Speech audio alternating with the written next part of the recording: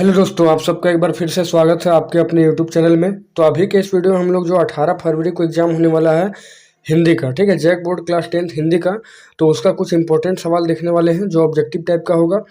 तो दोस्तों 18 फरवरी के एग्ज़ाम के लिए बहुत ही इंपॉर्टेंट होगा ये वीडियो, क्योंकि जितने भी सवाल हैं सारे जैक बोर्ड के ऑफिशियल सवाल हैं, तो इसलिए बहुत ही लाभदायक होने वाला है, ठीक है। तो चलिए हम लोग 40 सवाल देखेंगे जो आपके एग्ज़ाम के लिए इंपॉर्टेंट होगा। तो पहला सवाल देखेंगे। देखिए, पहला जो हिंदी में खंड होता है वो क्या होता है? तो पहला जो हिंदी का खंड होता है वो होता है गद्यांश, ठीक है। गद्यांश और काव्यांश होता है। तो देखिए, कुछ गद्यांश दिया हुआ है जिसके आधार पर आपको आंसर यहाँ पर देना है। तो गद्यांश जो है वो है, घड़ी की टिक टिक हमसे कुछ कहती है, उसकी निरंतर सरकती हुई सुइयां। मतलब घड़ी से रिलेटेड कुछ बात है यहाँ पर। समय जा रहा है, कुछ कर लो, कुछ कर लो। जो क्षण एक बार चला गया वह कभी लौट कर नहीं आता। एक बार एक व्यक्ति ने महात्मा गांधी से पूछा, जीवन में ऊंचा उठने के लिए किसी को सबसे पहले क्या करना चाहिए? शक्ति, शिक्षा, शक्ति या धन संग्रह? तब गांधी जी ने उत्तर दिया कि यह वस्तुएं जीवन में उठने में सहायक अवश्य होती है, किंतु मेरे विचार से एक वस्तु का सबसे अधिक महत्व है, और वह है समय की परख। प्रत्येक कार्य का निर्धारित समय होता है, उसे करने का या करने करे या ना करे।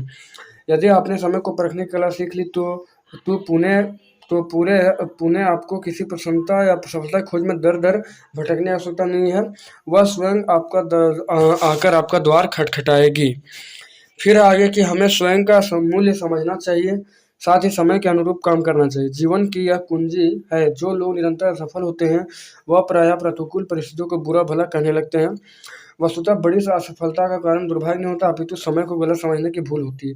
यूनान के सबसे बड़े दार्शनिक अरस्तु ने इसे और भी अधिक स्पष्ट करते हुए कहा कि प्रत्येक व्यक्ति को उचित समय पर उचित व्यक्ति से उचित मात्रा में उचित उद्देश्य के लिए उचित ढंग से व्यवहार करना चाहिए।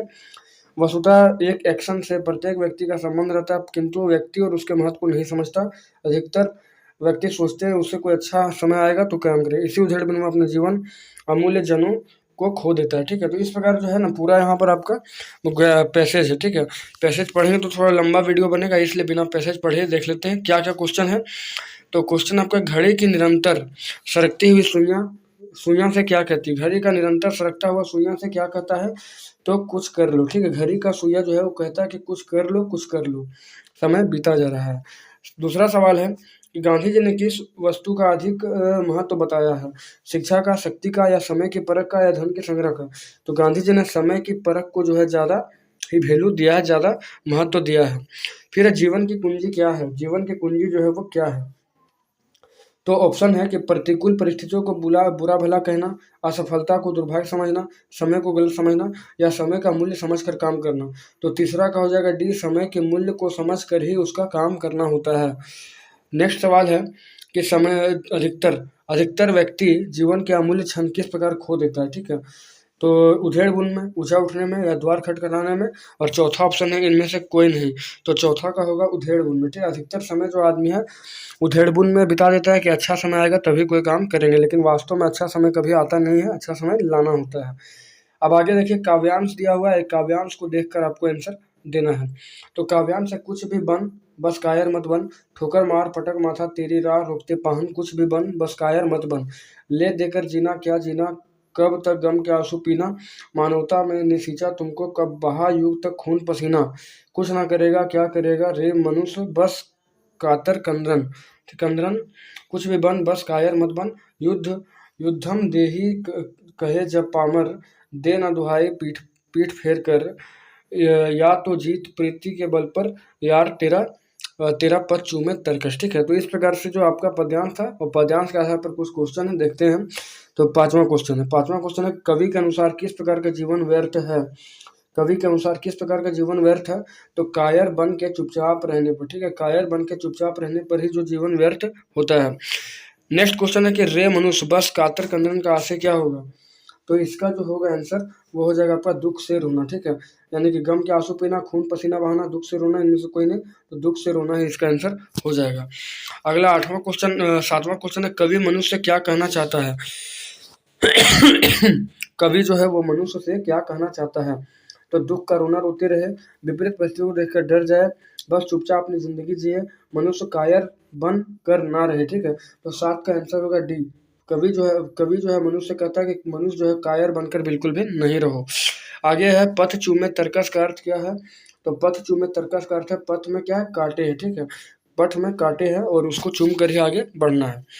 फिर है व्यवहारिक प्रश्न जिसमें व्याकरण का है, व्याकरण खंड है, खंड ख में। तो देखिए 9वां नंबर पूछा है, जिस वाक्य में कर्ता क्रिया और कर्म उपस्थित हो वहाँ कौन सी क्रिया होती है? तो जब कर्ता भी हो, कर्म भी हो और क्रिया भी उपस्थित हो जाए, ठीक है, तो उसको कहा जाता है सकर्मक क्रिया। सकर्मक क्रिया उसको कहते हैं। अगला सवाल था कि 10वां नंबर की कौन सा वाक्य अकर्मक क्रिया का उदाहरण है? ऑप्शन है गीता पत्र लिखती है, बंदर नाचता है, रमेश पुस्तक पढ़ता है, रोहित ने गीत गाया, ठीक है। तो आपको पहले भी बताते आ रहे हैं हम कि जब भी आप क्या करें, उत्तर क्वेश्चन करें उसका जवाब मिल जाए तो वो होता है सकर्मक क्रिया, और जिसका जवाब नहीं मिलता है वो होता है अकर्मक क्रिया। आप इसमें देखिए गीता पत्र लिखती है, तो पत्र लिखती क्या लिखती है? पत्र लिख रही है। रमेश पुस्तक पढ़ता है, क्या पढ़ रहा है? पुस्तक पढ़ता है। फिर रोहित ने गीत गाया, तो रोहित ने क्या गाया? गीत गाया। लेकिन यहाँ बंदर नाचता है, क्या नाचता है पता नहीं चल पा रहा है, इसलिए बंदर नाचता ही क्या हो जाएगा आपका? अकर्मक क्रिया हो जाएगा। 10 का बी नंबर। आगे 11वां है, मैंने संदेश भिजवाया, क्रिया के भेद का नाम बताइए। मैंने जो है संदेश भिजवाया, ठीक है, मैंने संदेश भिजवाया, तो ये क्रिया का नाम क्या है? तो अकर्मक क्रिया, सकर्मक क्रिया, द्विकर्मक क्रिया या प्रेरणार्थक। तो मैंने एक पत्र भिजवाया है, मैंने संदेश भिजवाया, तो ये प्रेरणा देने का काम है, इसलिए आप कह सकते हैं आप प्रेरणार्थक क्रिया इसका आंसर होगा। 12वां क्वेश्चन है, दादी बच्चों को कहानी सुनाती है, इसमें कौन सी क्रियापद है? क्रियापद, ठीक है, क्रियापद। तो क्रियापद क्या हो जाएगा? कहानी हो जाएगा, ठीक है, यानी कि 12 का हो जाएगा। अच्छा क्रियापद ना, दादी बच्चों को कहानी सुनाती है, इसमें से क्रियापद कौन है? तो क्रियापद आपका सुनाती है, क्या कर रही है? सुना रही है, ठीक है, सुना रही है, इसलिए आप बोल सकते हैं कि दादी जो है क्रियापद, इसमें दादी बच्चों को कहानी सुनाती है, इसमें क्रियापद हो जाएगा सुनाती है। 13वां क्वेश्चन है, पिताजी के द्वारा अखबार पढ़ा गया वाक्य का कौन सा भेद है? पिताजी के द्वारा जो है ना वाक्य पढ़ा, द्वारा लगा हुआ है इसलिए क्या हो जाएगा? कर्मवाच्य हो जाएगा, ठीक है, कर्मवाच्य हो जाएगा, यानी कि आप कह सकते हैं 13 का हो जाएगा बी, कर्मवाच्य। द्वारा लगेगा, जाहिर सी बात है कर्मवाच्य होगा। आगे सवाल है कर्तृवाच्य वाक्यों में कर्ता के कार्य की क्या होती है? कर्तृवाच्य जो होता है उसमें वाक्यों में कर्ता के कार्य की क्या हो जाती है? तो कर्ता के कार्य की यहाँ पर प्रधानता होता है। ए नंबर बिल्कुल करेक्ट होगा। 15वां सवाल है, गर्मियों में खूब आम खाया जाता है, ठीक है, गर्मियों में खूब आम खाया जाता है, ये क्या है? तो ये एक भाववाच्य है, मतलब गर्मी, सर्दी, बरसात, ये सबको भाववाच्य के रूप में रखते हैं। अगला यथाशक्ति कौन सा समास है? यथाशक्ति जो है कौन सा समास है? तो वो दोस्तों अव्ययी भाव समास होगा, क्योंकि यथा जो है, यथा अव्यय लगा हुआ है, इसलिए आप कह सकते हैं यथाशक्ति क्या होगा? अव्ययी भाव समास होगा। अगला 17वां सवाल कि 2 या 2 से अधिक पदों के मेल को क्या कहते हैं? तो 2 या 2 से अधिक पदों के मेल को समास कहा जाता है। अगला है जलज का अनेकार्थी नहीं है। कमल, ऑप्शन है कमल, मोती, मछली, बादल। तो जलज का अनेकार्थी शब्द नहीं है कौन? बादल, ठीक है। अगला सवाल है, समुच्चय बोधक अव्यय के 2 प्रमुख भेद कौन कौन से हैं? समुच्चय बोधक अव्यय के 2 प्रमुख भेद कौन कौन से हैं दोस्तों? ठीक है, ऑप्शन है आपका क्रिया विशेषण और विशेषण, दूसरा है सरल और संयुक्त, फिर है समानाधिकरण और व्याधिकरण, और चौथा है विस्मयवादी बोधक और कारक। तो 19वां को जो आंसर होगा समानाधिकरण और व्याधिकरण हो जाएगा, यानी कि ऑप्शन नंबर सी बिल्कुल करेक्ट होगा। अगला क्वेश्चन 20 नंबर है कि विद्यार्थी अध्ययन खाली स्थान सफल नहीं हो सकते, रिक्त स्थान में उचित अव्यय क्या होगा? तो विद्यार्थी अध्ययन के बिना, ठीक है, विद्यार्थी जो है अध्ययन के बिना विद्यार्थी अध्ययन के बिना जो है वो सफल नहीं हो सकते। नेक्स्ट क्वेश्चन 21वां, मिश्र वाक्य में एक प्रधान उपवाक्य और शेष कौन सा उपवाक्य होता है? तो मिश्र वाक्य जो होता है उसमें एक प्रधान उपवाक्य होता है और बाकी शेष क्या होता है? तो शेष आप कह सकते हैं आश्रित उपवाक्य होता है, ठीक है। मिश्र वाक्य में एक मेन वाक्य होता है उपवाक्य और एक आश्रित उपवाक्य होता है। अब फिर से गद्यांश दिया हुआ है, बाल गोविंद भगत के बारे में दिया। देखिए बाल गोविंद भगत मझोले कद के गोरे चिट्टे आदमी थे, ऐसे करके दिया है, 60 के ऊपर रहे होंगे। चलिए डायरेक्ट हम लोग क्वेश्चन देखेंगे, बाल गोविंद भगत का कई बार किया गया है। तो देखिए 23वां नंबर क्वेश्चन है कि बाल गोविंद भगत गले में कौन सी माला बांधे रहते थे? ठीक है, कौन सी माला बांधे रहते थे? तो हो जाएगा आपका तुलसी का। नेक्स्ट है अमरुद्दीन का जन्म डुमरांव बिहार के एक संगीत प्रेमी परिवार में हुआ। 5 वर्ष बाद डुमरांव में बिताकर वह नाना के घर ननिहाल काशी में आ गया। डुमरांव का इतिहास में कोई स्थान बनता हो ऐसा कहीं नहीं लगा। फिर भी वह जरूर शहनाई और डुमरांव एक दूसरे के लिए प्रसिद्ध है, ठीक है। तो चलिए आज हम लोग देखते हैं फिर इसका जो है 24वां नंबर। तो पूछा गया कि अमरुद्दीन का जन्म कहाँ पर हुआ? अमीरुद्दीन का जन्म कहाँ पर हुआ है? तो इसका हो जाएगा डुमरांव। अमरुद्दीन का जन्म हुआ डुमरांव में। अगला सवाल है कौन कौन एक दूसरे के लिए उपयोगी है? डुमरांव और बिहार, काशी और डुमरांव, शहनाई और डुमरांव, अमरुद्दीन और बिहार। तो हो जाएगा शहनाई और डुमरांव। फिर आगे देखिए काव्यांश दिया हुआ है, पठित काव्यांश, और काव्यांश को पढ़कर आपको देना है आंसर का मतलब क्वेश्चन का जवाब।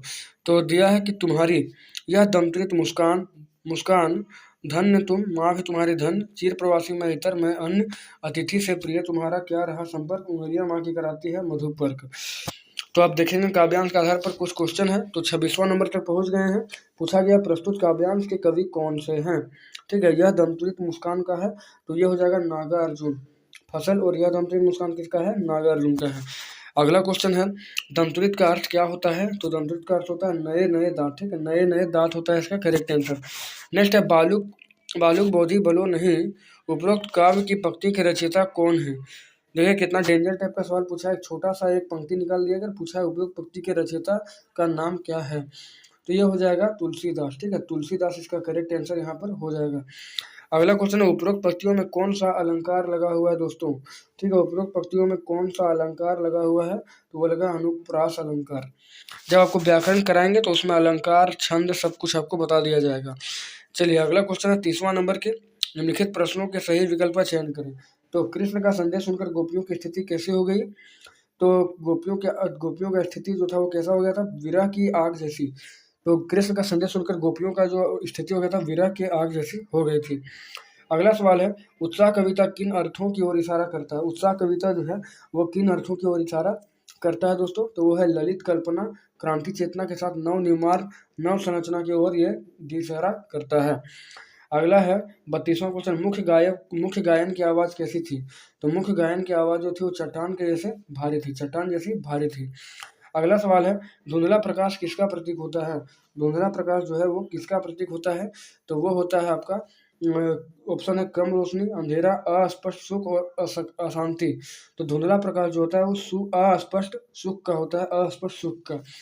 आगे 34वां क्वेश्चन है कि मृग तृष्णा का अर्थ क्या है। तो मृग की प्यास, मृग की दौड़, छलावा या दिखावा।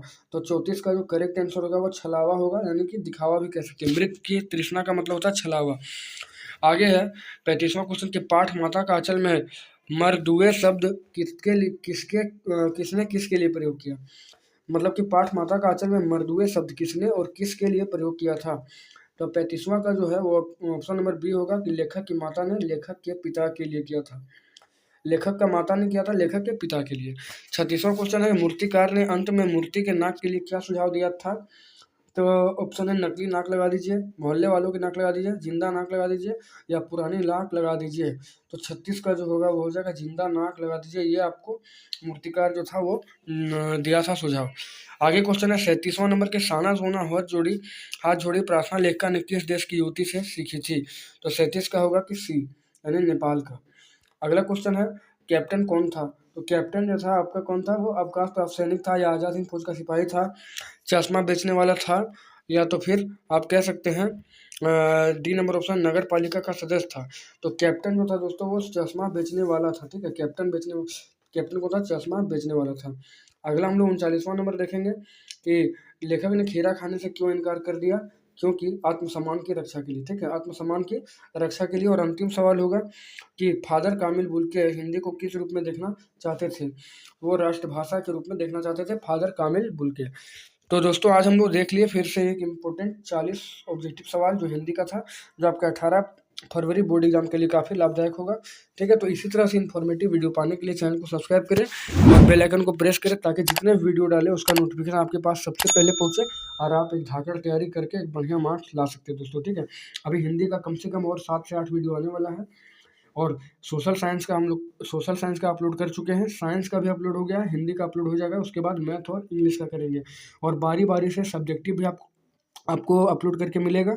और जो 2025 का मॉडल सेट आने वाला है 1 से 2 दिन के अंदर आ ही जाएगा, उसका सबसे तेज़ और सटीक सॉल्यूशन आपको इस चैनल पर दिया जाएगा। इसलिए मैं आप लोगों से निवेदन करता हूं कि चैनल को सब्सक्राइब करके बेल आइकन को प्रेस कर लें। तो चलिए दोस्तों, मिलते हैं आपसे एक नेक्स्ट वीडियो में।